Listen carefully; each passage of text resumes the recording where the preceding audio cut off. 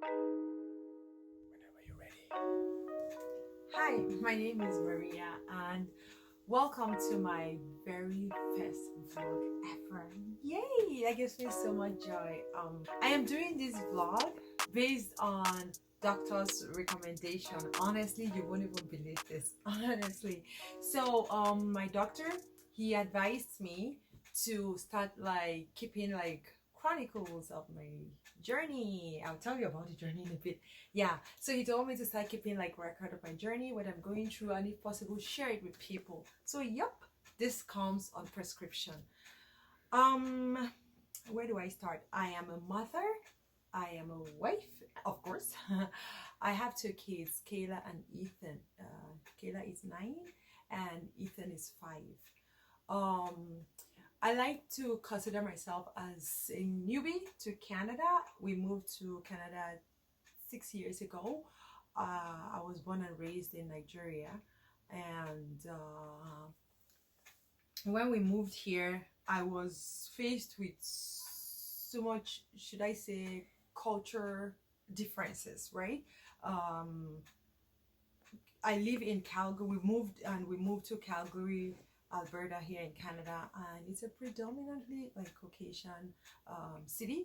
So moving here, living all our lives in Nigeria and coming here, I mean, in Nigeria, you're used to having like your help, like be it your cousin, niece, whatever, or even a paid help, paid hand, like helping you with house chores and all of that. So when we moved here, oh my God, it was so different. Like you have to do every single thing yourself.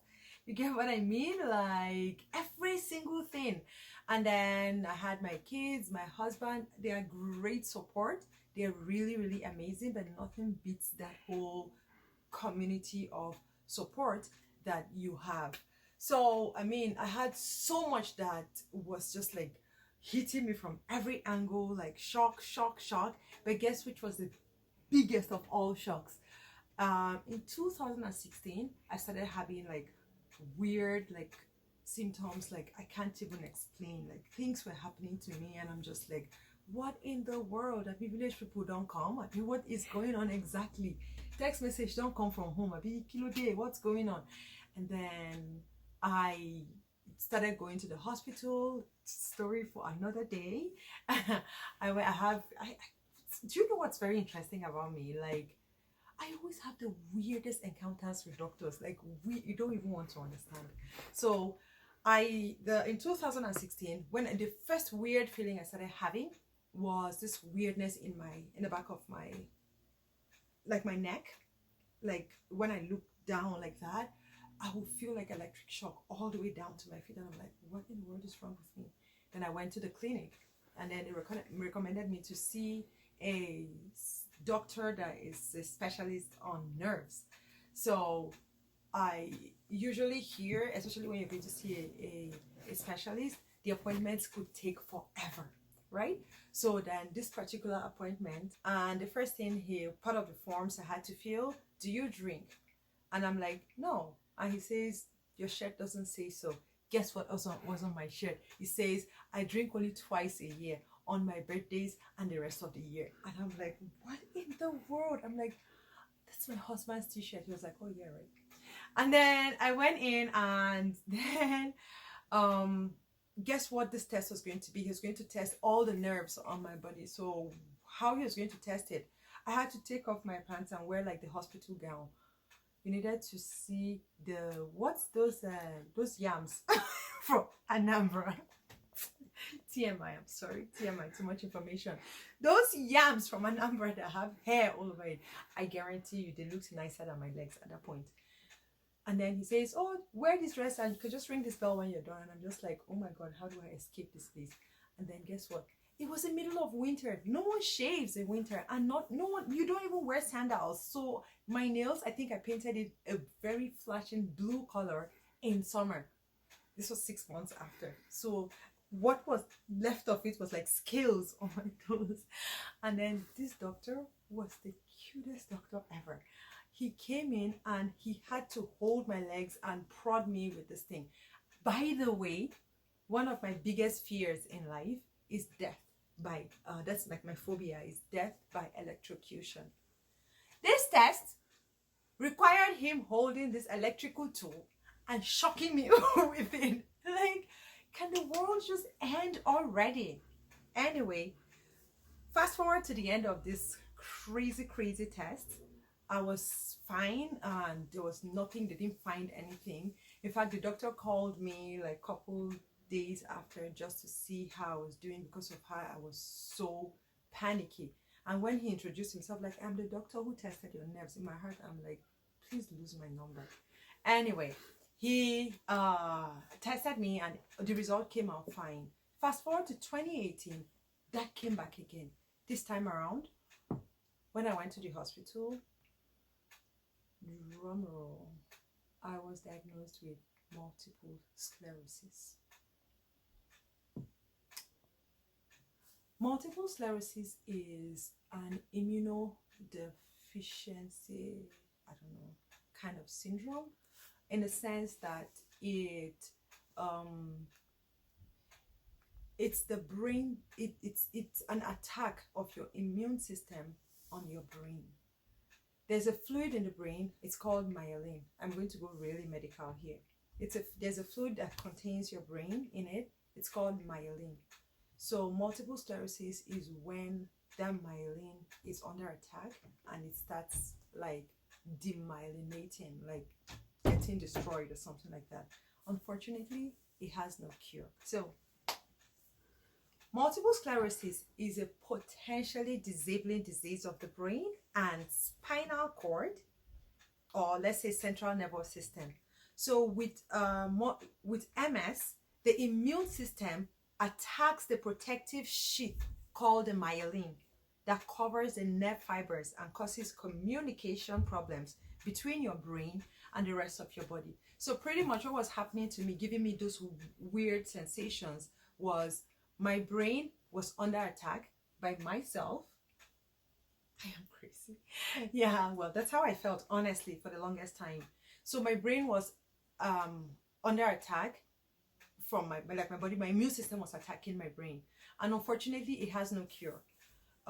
There are some immune system suppressants, so the only way to kind of control it is to suppress your immune system, and you already know what that means. Your immune system protects you from falling sick. So if they tell your immune system to stop attacking you, then it stops attacking even the sicknesses. So any sickness could just take you out.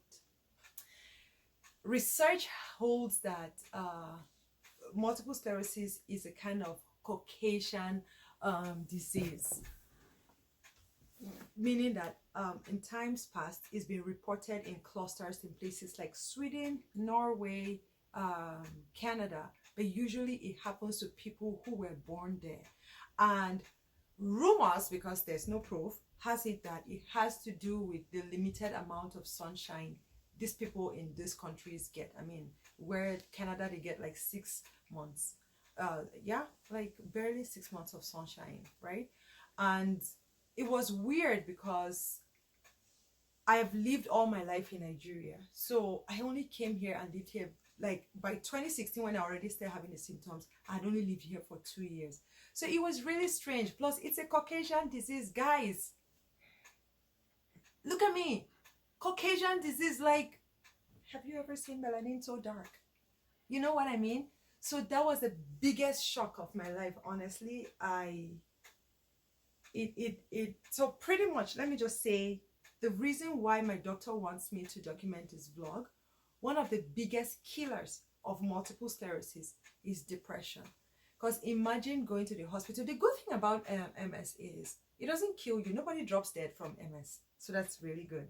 But then the sad, like, nagging part of MS is you live your life knowing that you are not 80, you are like 80% healthy only, and anything can knock you out at any time.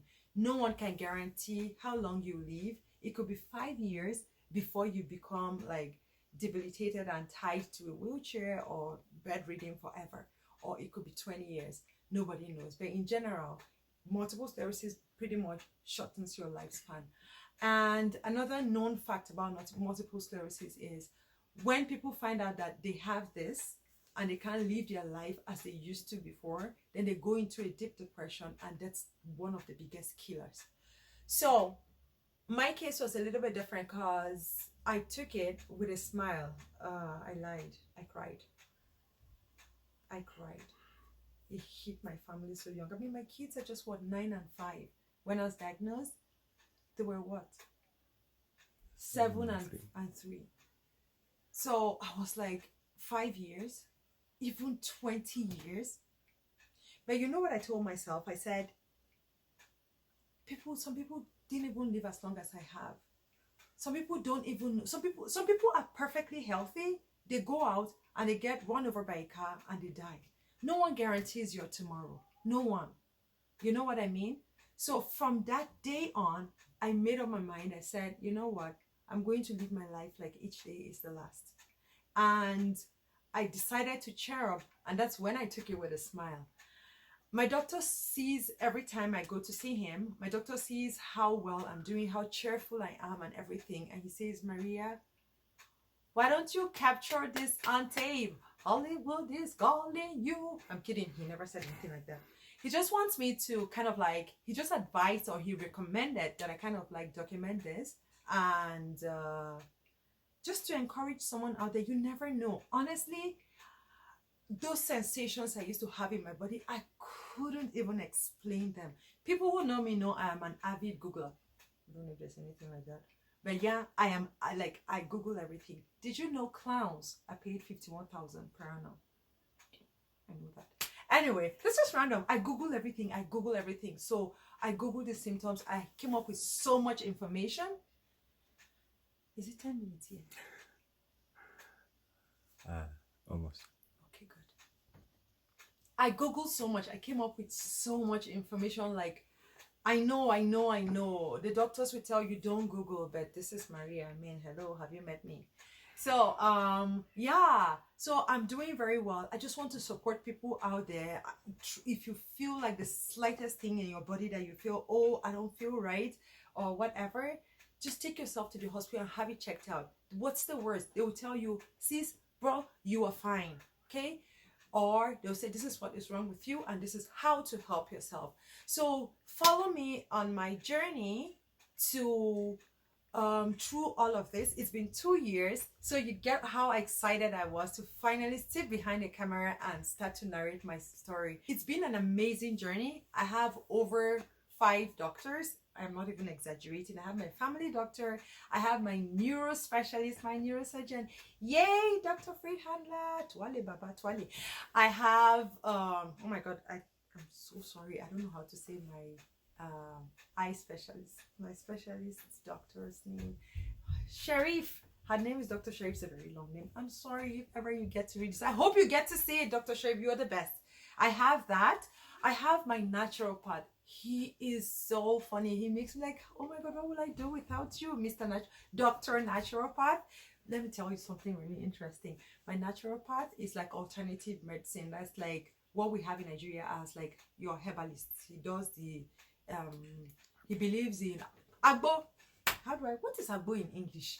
Bogbonishe. That's what Yorubas call it. So my naturopath is what you would call NAFDAC approved herbalist, right? He sells like combinations, not sells, he recommends combinations like tea tree oil, combined leaves, herbs, and all of that good stuff. He is amazing. My family doctor is a medical doctor, right? Like he's a pediatrician actually. He's my family doctor because you know me, I'm just a baby like that. Anyway, he and the naturopath don't see eye to eye because he doesn't believe in alternative medicine. Alternative medicine feels science is trash, right? So it's always very interesting. That dynamic there is very interesting. Plus sometimes I feel like and no offense meant to anyone, but I feel like my family doctor is deeper life. Because the guy is anti some certain things. And as you follow me, I'll tell you what those certain things are. My journey with my doctors is amazing. They're like my best friends. And then I feel like I'm missing out on one doctor. Oh my God, I'll tell you guys who that doctor is. Oh, give me the ganja. Give me the kush. I'll tell you about it as time goes on. So yeah, this is pretty much who I am and why I'm doing this. And Thank you so much for listening to me. So this is me. This is why I'm doing this. I have so much information to give you guys about living in Canada with multiple sclerosis, living in Canada with multiple sclerosis with 2 children, living in Canada with multiple sclerosis, 2 children and a husband, and work in Canada with multiple sclerosis, married with 2 children, and being black girl with an MS. Okay, thank you for watching, and I'll see you next time.